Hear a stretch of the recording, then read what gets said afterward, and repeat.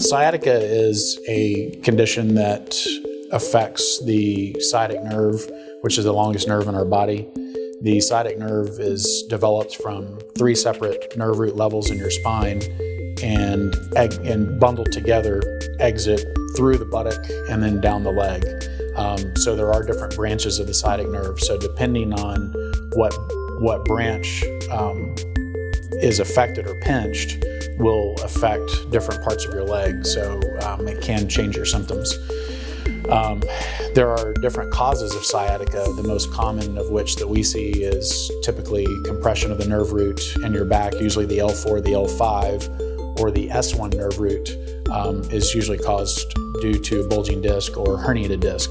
It can be caused from spinal stenosis, which is narrowing of the spinal canal.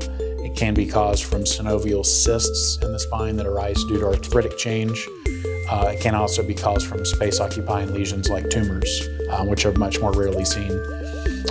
Sciatica, when it flares up, again, due to this, depending on the severity, is going to dictate how long a patient may experience symptoms. Many patients improve with sciatic symptoms in a week to 2 weeks without any treatment at all.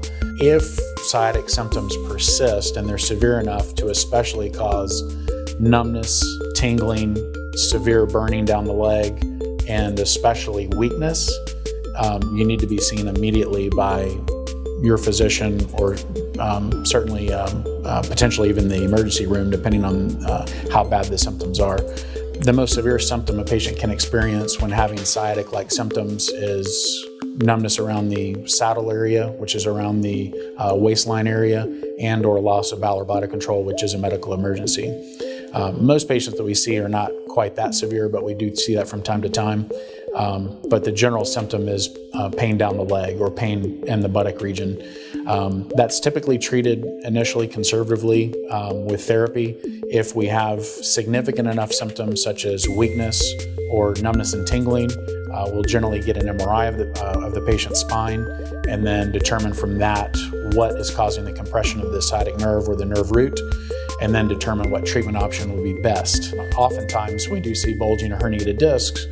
The spinal decompression therapy is our treatment of choice because, again, it does repair the disc. It helps the disc strengthen and get better for long term, and we're not just trying to medicate you or cover up the symptom